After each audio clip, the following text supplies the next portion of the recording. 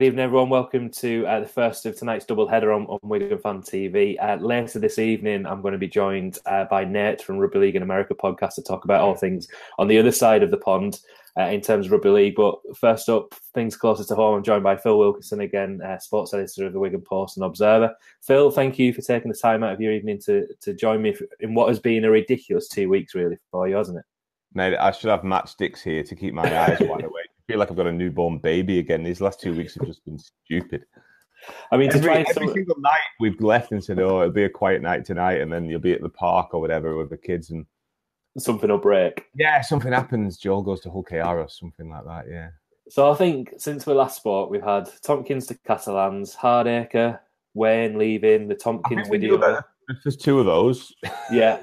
So I'm even losing track, and I don't even work in the industry.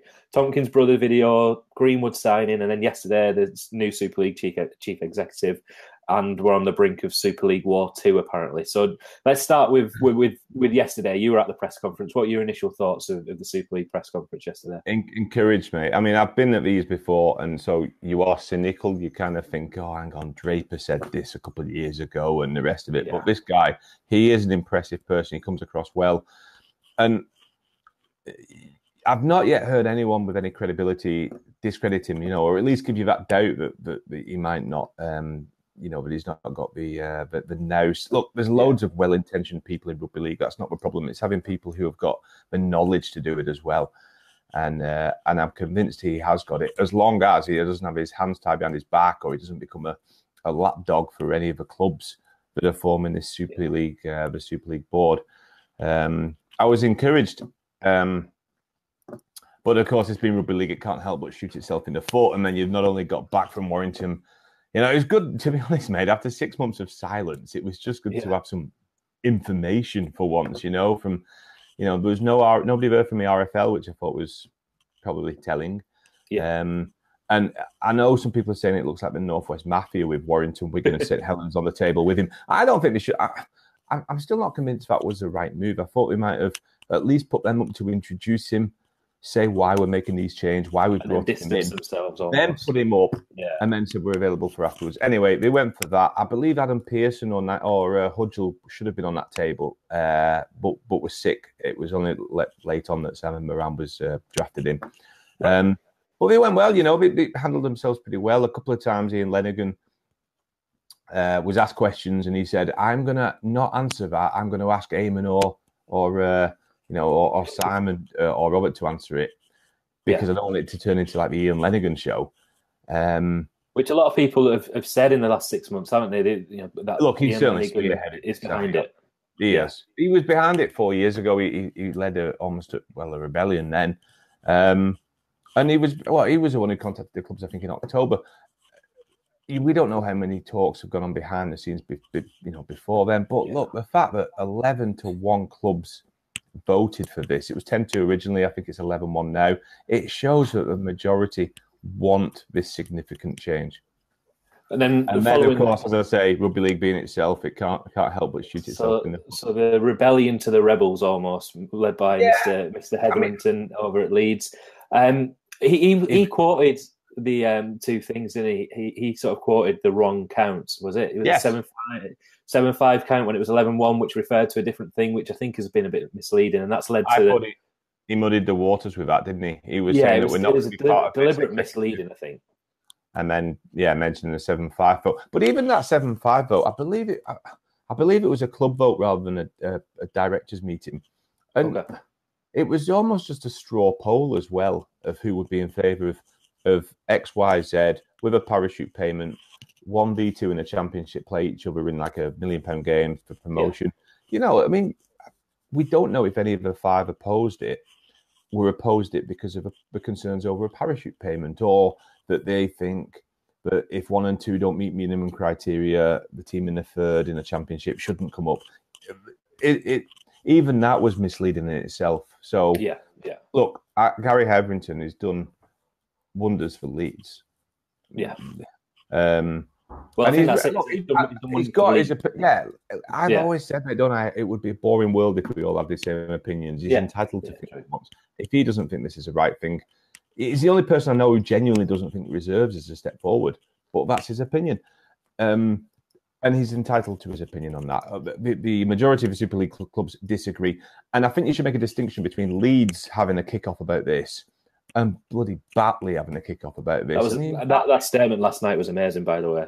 Batley, if anybody hasn't seen I think it's a chairman from Batley, the statement that he put out last night. It refers to basically the organisation of Super League being written on the back of a cigarette packet. Well, his statement in itself, I don't think would fit on a cig packet. It was interesting, to say the least. Yeah. So you had Batley, Featherstone, the chief executive Doncaster, all kicking off. But, it's almost the equivalent, isn't it, of... Part of me wants to think this is like when the Premier League was formed. You might have had clubs from, Port Vale's kicking off about it, and it's like, well, you've got an opinion, but why should it be so vocal? Yeah. The only thing which I thought had a bit of resonance is it was a tweet from Andy Maisie, the Swinton chairman, who said, they're entitled to do what they want, but when it involves a structure which obviously involves the knock-on effect, it involves a Championship and League One clubs, it's only right that they have a say on it. So that I kind of got, and they've not reached an agreement on that. And so I do think it was wrong of the top table at that media conference yesterday to present it that this will change next year. There was no need for him to be so definite about it, because a lot of the positivity about Elstrom's appointment was kind of been lost in this kind of bickering. And the only people who I can see benefiting from any of this right now is Sky Sports. They must just be looking at this and thinking, this is brilliant. This is just driving the value of Super League down and down and down. It's just an increase in the size of a job that Elstrom's got. Yeah, definitely. If anyone has got any questions for Phil, by the way, of anything that related to Wigan or Super League, by all means, bring them in. Alan's asked a question which will lead on to our next bit. One conversation that we had, Phil, was the fact that Ian Lenagan was obviously there yesterday at the press conference. He's taken a bit of a media silence, deliberately so, over the past 6 months, which I think has perhaps been frustrating from a fan's point of view over the past few weeks. But I guess it's been as frustrating for him. He perhaps wanted to do the normal interviews that he does on like Wigan TV or with yourself to perhaps put people's minds at ease about the current situation at Wigan. You've spoken to him yesterday. How did you find him, and what kind of conversations did come up? And this, I assume, will lead to a published interview that you'll have over the next few days in the Post or the Observer. Yeah, well, I've spoken to him about the appointment of Elstrom. And I asked him, look, I said, you've been out of the public eye for 6 months. Apart from the Australia trip, I don't think he's said anything of any note. No. Certainly not given any interviews that I'm aware of. And he has been dodging phone calls. It has been frustrating for us. Yeah. And I asked him actually, I said, look, you could read into that you've taken a back seat in this, in terms of Wigan. And he pointed out that he's ploughed money into Wigan this year.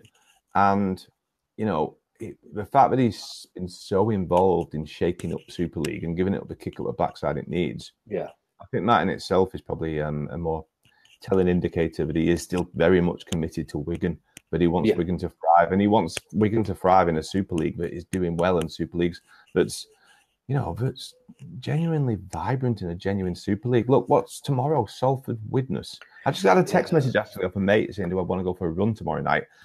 And I went, you know what? I'll probably be okay with that, because it's Salford Widnes. I'm not bothered about it, and I'm a person who loves rugby league. We're doing a video at the same time tomorrow as well, and that's exactly the conversation we had. Oh, well, no one's going to be watching, and that's sorry to say it. But... And it's not because we're down at the bottom of the table, because obviously anyone under any structure will be down at the bottom of the table. But we just know, especially now injuries have bitten into Salford's squad, there'll be so much. Look, surprise us, but I imagine it will just be dross. And there's two nervous teams there, just lacking in quality. Salford don't even have an academy, never mind a reserve side, and it's just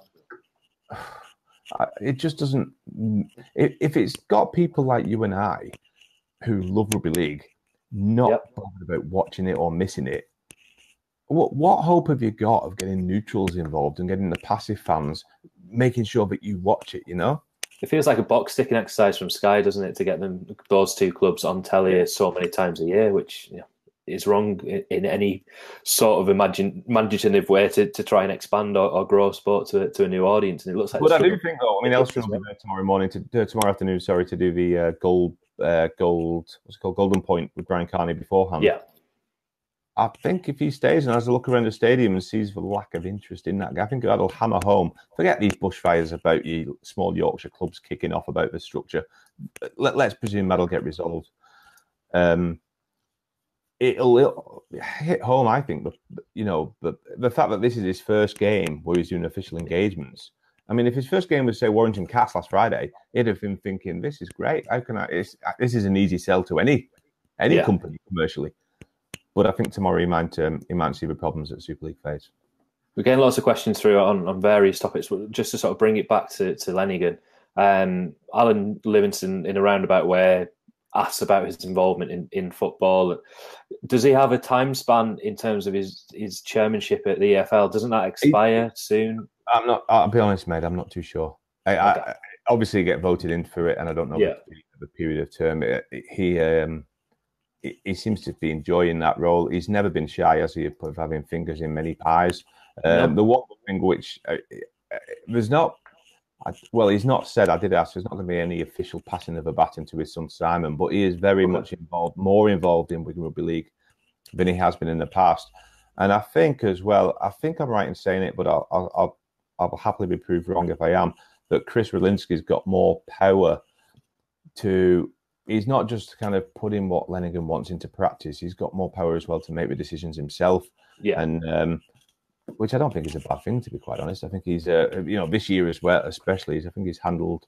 Is that a baptism of fire if this has been his first year where he's perhaps been given a bit more responsibility from Lenagan? I think he was always involved in the conversations before, and then executed it. But now I think he's, I don't want to say autonomy, but he's there at the games. He's there dealing with like the Joel Tomkins saga, as far as I know. And I don't think that's a bad thing. Peter says, when you mentioned about going for a run, don't go for a run, get down to the schools finals again at Oral tomorrow night. No, there you go. Right. Peter Meadows was a referee for my son's game yesterday. I'll tell you a story now. Listening. My son played in the year 9. The year 7's game was on first, and I thought, Sean O'Loughlin's son will be playing. He'll not be here because the England press conference is on at the same time. Sean O'Loughlin went to the year 7 game, then drove over to Bury for that England press conference and was late. The year 9 final, my son played in it very early on in the game. He dislocated his finger, and he came off with a teacher. And Peter was refereeing that game, and his finger was at an angle. It wasn't at a right angle, but it was definitely pointing that way from the knuckle. And his teacher said, "Go on, get him. You have to get him off to A&E as quickly as you can." So we walked past the front of the Edgell Road office, and Scully, Ben Flower, Sean Wayne were watching the school's final. Yeah. And I just said, "Have you anybody got any water and paracetamol? Just before I take him to hospital." Anyway, in looking for some, Ben Flower assessed the injury and said, "You don't need to go A&E with that." So Ben Flower kindly put the finger back in place for my son. Chris Fedlinski strapped it up with some tape, and my son took back to a field and played the rest of the game, where St. Peter's sadly got absolutely hammered by John Fisher. But at least he had a little story for his mates to tell them. Yeah, I was going to say, it's a good story to stay at school the next day, isn't it? Ben Flower put my finger back in. In terms of some of the questions that from the Ian Lenagan situation naturally go on to the head coach role and perhaps uncertainties about the playing staff as well next year. Did any of that come up in conversation? Was he able to give much clarity on either situation, really? Yeah, I've been asked loads who's the next Wigan head coach, and I said I don't know, and I have no problem saying that because I don't think they know yet. Okay. I did ask him about it. He said, "I'll not go into great detail on it, but for no reason other than it was a very long interview. I want to transcribe a tape. I don't want to paraphrase it. And we don't want to stop people from buying the paper. And also, buy the papers to get the full exclusive. No, it's not. It isn't because of that. But I'm pretty sure he said, look, it's a slow process. They're still getting adverts in. I got the impression there's no standout head coach candidates currently in the Super League. So you're looking more at the NRL assistant coaches. And of course, the rugby union coaches. I mean, Paul Deacon's name, as well as obviously Andy Farrell, Sean Edwards. Yeah. He did say that he agreed with Sean Wayne that John Winder, while highly rated, it's probably come a couple of years too soon for him. Okay. To step up into that head coaching role. So That's interesting in itself. Yeah, without ruling him out altogether, he did give him a high appraisal, but said he probably 1 or 2 years too soon for him. I mean, that was one of my concerns, to sort of not representing Wigan fans, would be perhaps the underwhelming announcement that may come with. I'm sure John Winder's a fantastic coach, and I'm sure Matty Peet is, and that would be the natural progression, perhaps the right progression for them. But can you imagine perhaps the reaction from fans? It would be underwhelming, particularly when you're trying to sell season tickets, and that would be my concern with that appointment. And I don't think that's a fair reflection on John Winder, is it? Nobody should not get a job because of that, but it does have consequences, unfortunately. And I think it's the fact that he never played. I mean, let's say John Winder is exactly as qualified as Paul Deacon. Yeah. Paul Deacon played for Great Britain, and he's played for Wigan. He's more of a name than John Winder, even if they're both, I think, the same age, similar age, or they're certainly both as qualified as each other. Yeah. But it's just the reality of rugby league, isn't it? If you've not played top flight rugby league, if you're not a name yourself, people will think that you'd have to prove yourself. Yeah, definitely. So this week, I mean, one question I guess is... sorry, just to go back to it. If it's an assistant coach from the NRL, there's no guarantee that you've heard of him either. I mean, let's be honest, mate. No. Nobody even... I didn't know that when he came in. So, exactly. I mean, I'm still very much of the sort of minded that I would like to see a name come back to Wigan, or a name to almost put bums back on seats, sell season tickets, sell a brand of rugby that is of interest to people, and that sounds so stupid when you know, that person may be someone that's not been in the game for 20 years and Sean Edwards. That's. I mean, my own personal one is, I think, like Adrian Lamb. He was one of my favourite players. I think he's a terrific bloke. He's a vibrant person, but I don't know how good he is as a coach. I believe he's very good. I don't think he'd have got the Kangaroos assistant job if not. Whether he wants to come back, and also he could bring his son with him as well. Lachlan's but also how much money's involved. I mean, Dave Fern as an assistant coach at South, he's probably earning more as an assistant coach at South than he would as a head coach over here. Yeah, and also there's, I mean, look, Ian's. And I don't think this is to his detriment, but he's been very honest from the start. But he wants Wigan to be breaking even or making profit. He's ploughing money into Wigan. He has done for the last 3 or 4 years. He blames the Super 8s for a drop in season ticket sales. He blames the RFL for messing up the fixtures for the next, he referenced it at the press conference of his home games against Warrington, Saints, Leeds, all within 2 weeks. For Leeds, one's on the same night as England, Belgium, I think. Oh, it is, Thursday night. It clashes with that, You can see why he is frustrated and why, he's putting money into it like this. Whether he thinks we need to plough money into getting an A-list coach, or whether he thinks we've got the staff there, we've got the structures there, we can probably go for a more low-key appointment as a head coach. Yeah. And hope it carries on. Yeah, I mean, certainly interesting times, isn't it? And so hopefully sells plenty of papers. I know it's keeping you very busy at this moment in time. Peter says, great to hear that your son's okay, Phil. So there you go. Thanks, Pete. He's all right. Yeah. They were just run by that referee. So recruitment has started for next year and for this year with Joe Greenwood coming in. And Zach Hardiker as well for next year. Yeah, exactly. So I assume Radlinski is leading that's the uncertainty, isn't it? We're recruiting for a coach that doesn't yet exist. Yeah, but it's not too unusual, is it? I mean, Warrington did the same last year with Tony Smith, and then they're coming in and I mean, the alternative is you just don't sign players, and then you're left to go around a cesspool with the clubs who are promoted or relegated, and so it isn't ideal, let's be honest, because a coach might come in who doesn't see certain players as ideal fits, and it will take time, like it has with at Warrington with Steve Price. To be fair, he's moved a couple of players on. He's obviously got his own ideas. He's signing players now for next season who he wants. So that's another thing with a coach as well. You have to get a coach and say, look, are you happy with this squad? If not, then I'm sorry, but we might not be the best fit for you, because it's absolutely. Yeah, it's horses for courses. Look, everyone has different ways of doing it. I mean, some people prefer, for example, the bigger middles. Some people wouldn't want a team without David Fafita types. Wigan don't have those types, do they? They always have more compact, fitter middles. Whether you agree with it or not, that's the way that they do it. And so you'd need a coach who's a good fit for the players that they have got. Yeah, it's a good point, though. Joe, Stuart asks, what are your thoughts on Greenwood signing? I mean, Right. he seemed to do really well against Wigan when he played for Saints, didn't he? He always was a handful close to the line. What is he, 6'5", something like that, a second rower? Just a bit Big shorter lad. than that. But I mean, that's not. Look, we can both name some average players who are big guys. I'm not that blown away by that, but he is a really good player. Rangy as well. I like him. He's 25.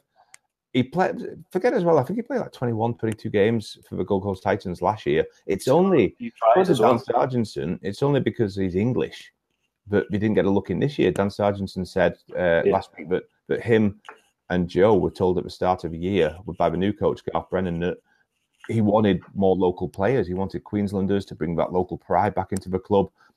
Again, what I was saying before about different ways of skinning the cat, that's a way that coach wants it. Fair enough. Yeah. Joe Greenwood wanted to stay and fight for his place. It hasn't worked out for him, but he hasn't. It's not because of his quality that he's dropped down that pecking order. You know, I mean, he was in that World Cup provisional squad before he got cut.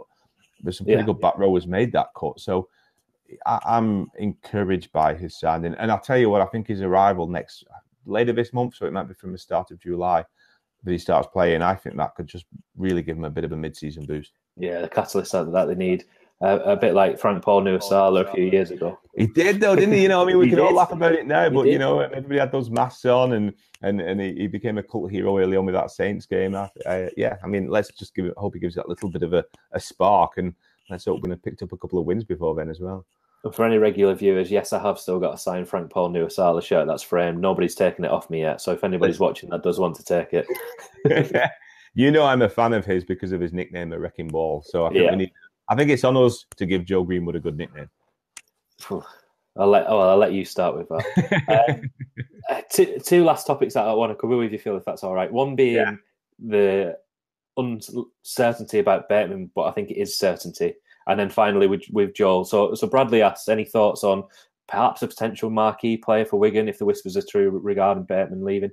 I know David's watching on here, David Bailey. He made a really good point last week about no matter how good John Bateman is, he can't be a marquee player. He just can't be. You know, you can't have a utility player as a guy that I had on who lives in Manly was saying, you know, the Australians are going to class him as a utility player. You know, that is the unfortunate category that it's fallen into because of Bennett and playing at centre this year. But your thoughts on, do you think we're going to even approach for a marquee next year alongside Williams? And then your take on I know what your take on Bateman transfer is, but maybe just to add a bit of clarity for Bradley and anybody else that's clinging on to hope. I wrote a couple of weeks ago, I think, that Bateman's gone. I don't know why it's dragged on so long. I don't know if Canberra are trying to wriggle out of paying the big fee that Wigan had set in stone in that contract. But I don't know. They've never disclosed what it is. I believe it's 6 figures, which would be a decent for Wigan to get that fee on board. But I don't know why it's dragging on this. And John Bateman was asked yesterday at the England press conference about it. He sidestepped it, like only John Bateman can. And I don't blame him, to be honest, because if a player's been told to do that, then he obviously has to dodge questions on his future. Unless I'm very wrong, John Bateman might be telling the complete truth. He's not yet decided. But as far as I knew, as far as I've been led to believe, he's going to Canberra next season. And you've heard that. I've heard that. I think a lot of people have heard that. I think it's just the fact that when something isn't announced for a while, we wonder if it's fallen. A little bit of hope, especially with the transfer fee involved. There's always that potential. But look, I think Greenwood's coming in as John Bateman's replacement for next season, really. And the one person, I guess, that he's replacing in 2018 there's a person that we'll talk about last this evening is Joel Tomkins. You spoke to Joel before he released that statement. What's your overall take now that the dust has settled a little bit and he's moved to Hull KR? I mean, I guess you spoke to a very remorseful guy. Yeah. Sorry, just going back, actually, I've just realised I didn't actually answer that guy's question about the marquee player. Do I think we're going to get a marquee player on board? I agree with you, by the way. I don't think John Bateman should be a marquee player because it's not so much about him, his ability, it's what it would do for the rest of the squad. If you gave him, so a marquee player has to be on more than 175 grand. Yeah. So you pay John Bateman 200 grand. Is he worth it? Well, you could probably make a case that he is on his day. But what does that do for the rest of the squad? If you're going to then have every single player turning around saying, well, if he's on that much, I want this much and the rest. And it might just knock all of that out of this evil of the marquee player that I don't think anybody foresaw until the Sam Tomkins issue came up about actually he's not worth what we agreed he was worth 3 years ago. And this is as good as an idea as it was. There's potential issues to it. And unfortunately, we're going to my own opinion on this question, though, I don't think Wigan will get a mark. I don't think Wigan will go out of the way to look for a marquee player now. I don't think they're against having one. The fact that they offered Sam Tomkins marquee terms to stay, so Sam Tomkins was offered a couple $100,000 a year to stay. He's left. They've got Zach Hardacre in, we believe, cheaper. He's certainly not a marquee player. But it's not that they've had a change of mind about having a marquee player. I just think it makes sense to have that option there. So if somebody does, if a player leaves and you've got a gap in the squad, you can go out then and hunt a marquee player. I just don't think there's a need to go out and just recruit one just for the sake of saying we've got 2 marquee players, because Wigan, remember, spend more on their salary cap now than any other squad in Super League. I think it's like 2.3 million that they have. They have, with 2 marquee players, they get $100,000 allowance for homegrown players. We get little extra bits and bobs here and there. That answers that question. I just don't. I wouldn't rule it out in the future. I just don't. I look at that squad and maybe they'll get an extra prop in. I mean, there's talk of that guy at Barrow. But maybe they don't. Yeah, I'm not even convinced they will. I mean, if somebody comes available, they might make a move for him. But I'm not convinced that Wigan, unless somebody we don't yet know about moves on. I mean, they're well covered at fullbacks, wingers. I think it was probably, if you were to pick anywhere that's perhaps aging a little, and we've spoken about this before, is the front row. Talk about Clubby and Flower in the 30s, but then you've got Hamlin, Kabula. People have been saying get Hamlin in there, get Navarrete in there.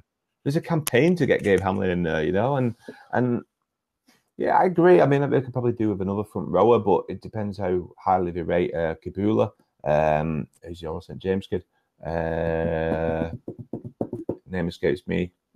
Paisley. Ollie Partington. He's been 18th man a couple of times as well. So unless anybody who is a frontline player moves on, and we've got to remember we don't yet know what's happening with Lulawai and O'Loughlin. What would you, if you were to be put on the spot with both of those now? Would you imagine both of them playing, or maybe O'Loughlin and Lulawai moving on? I think O'Loughlin will play on. Yeah.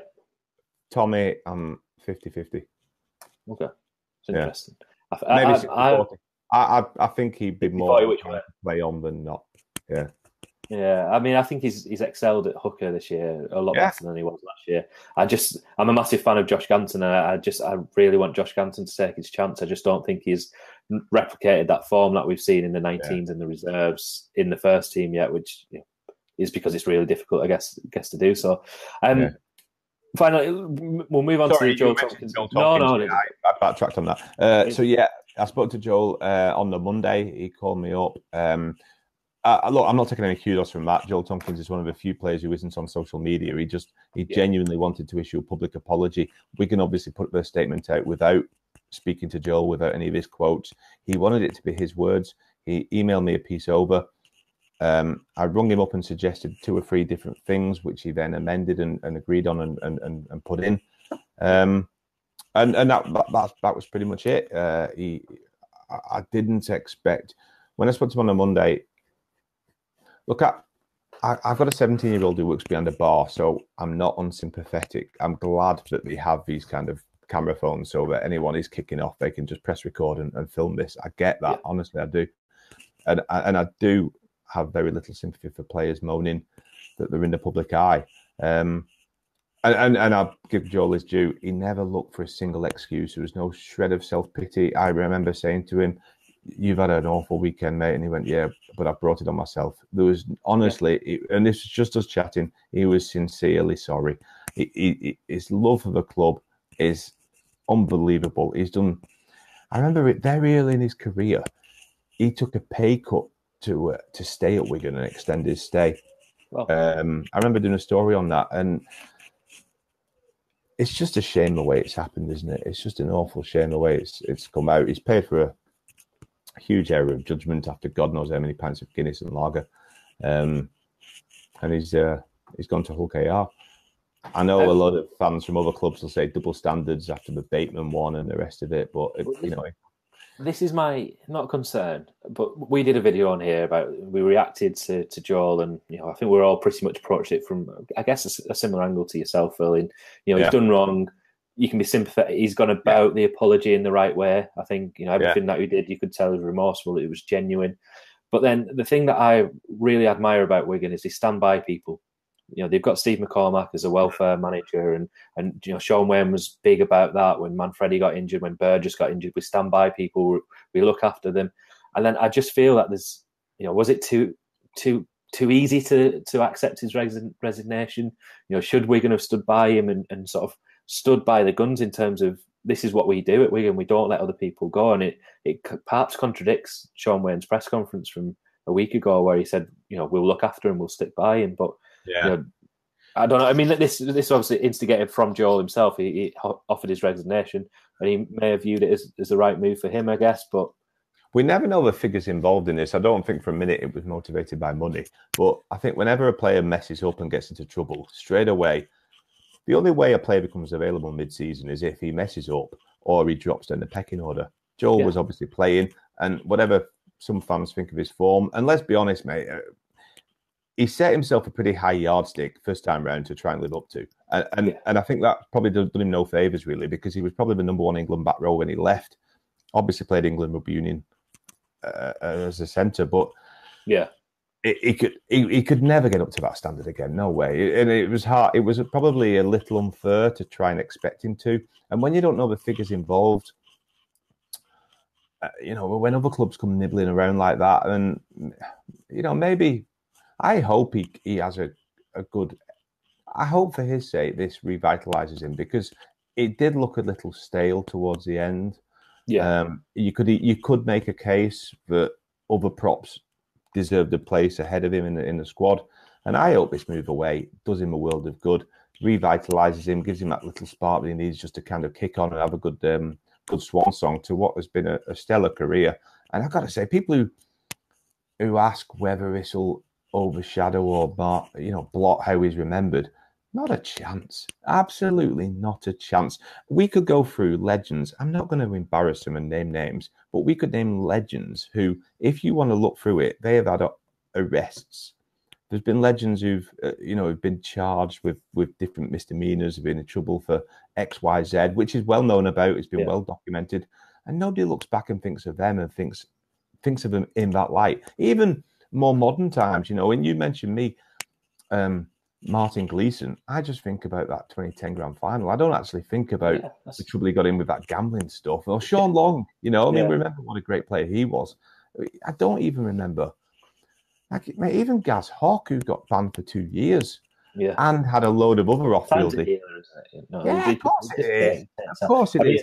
Not to spoil anybody that reads the 18th Man, but that was a question that you put to myself and David and the rest of them. How will Joel be remembered? And I sort of tongue-in-cheek said he'll be remembered as Sam's brother, like he's been thought of all the way through his career. He has been referred to as Sam's older brother, but he's still been a fantastic player for Wigan. And that, I guess, what Radlinski said in his statement is that try in 2011 sits alongside Martin Affia's try, and that's what people will play. Hopefully as a highlight of his career, isn't it? Well, for me, Radlinski made a mistake there. That try by Joel sits above Martin Affia's try in my book. I think it's a far better try, but but you're right. Look, in terms of the actual, what he was trying to say there, I agree with. Nobody will look back on Joel and think of this. No. This is, this will definitely not define him. They'll remember that try. They'll also remember little things like one thing I'm going to miss is seeing Joel and Sam on the pitch, because whenever Sam gets involved, which is quite often, it's like having Scrappy doing the Uncle Scooby there, isn't it? The kind of one looks after the other, especially in games against Leeds, against players like Carl Ablett. I'm going to miss a little bit of that, a little bit of a niggle, but hey, I mean, it's a shame that we can't play Hull KR again, really, this year, I guess. But next year, Catalans against Hull KR, we may well see that. But on the opposite side, I guess we may see them scrapping against each other. Phil, thank you so much again for taking the time out of your evening. Who's your tip for Saturday, mate? Before you go, Wigan, obviously. I'm going. I wasn't going to the game, but State of Mind have asked me to go because it's a state of mind round and give out flyers on behalf of Malcolm, who can't go, Malcolm Ray. He's got to go over to Germany. So I'm going now. So that adds a little bit of, I wasn't going to go. I was just sort of going to watch from a distance. But now that I'm sort of invested in it, I'm just hoping that, I know a lot's being said, and it's absolutely pathetic about the Wigan players being on holiday and all this stuff about social media and everything like that, which does not bother me one iota. But I'm hoping that rest and the long break from Thursday to Saturday is perhaps what we need, hopefully, to get back to the sort of heights of magic. What do you think? I think it's not a coincidence that this Wayne news has deflated them. I mean, somebody asked me if the wheels had come off Wigan. I said they've not, but they need some air in those tyres. They just look a little deflated and they look like lacking some zip. I was there today at Oral, and a few players did say there's a different feel about the place now. Everyone's come back refreshed and re-energized. And look, they've just felt a bit sorry for themselves, haven't they? Obviously, exactly. OKR after the Wayne thing, then the Warrington one. I mean, let's be honest, mate. Even over a successful season, you could probably still go to Warrington and Wakefield and lose. You know, the top places to go, aren't they? You know, especially when both of those sides were in pretty good form. I thought Wakefield were terrific last week. Especially when Warrington and Wakefield was a quick turnaround. You're missing 4 players. Yeah. You know, they were well rested. You're probably feeling a bit sorry for yourselves. You've got the whole Tomkins gate saga going on as well in the background. You're a bit down on confidence from the 2 or 3 losses. So I think it probably just a bit of a perfect storm and feeling sorry for themselves. But we do look a lot brighter this today. I think we need to pick it up massively. I'm encouraged by the fact that the Hull, I think it's 9 out of 10 games since 2010 that they've won at Hull. It was just like the first time, was it last year or the year before, wasn't it? Yeah. And I think if I remember that, they ran into a quite a big lead and then we almost came back. It was the ridiculous Lewis Tierney try where there's about 20 passes on the last tackle. Yeah, that's right. Yeah. Almost came back. But yeah, I'm just hoping the break's done us a bit of good. Particularly like George Williams just looked like he was out of ideas. People understand his game a bit better. He just needs. I'm looking forward to him going away with England. But I mean that in the nicest. I hope he goes out there, picks up a few extra things, and I thought if I'm honest, of that entire squad, he was probably the fortunate one to get in there. Given his form, I think he's a class player. I just think he's not been quite there these last few weeks.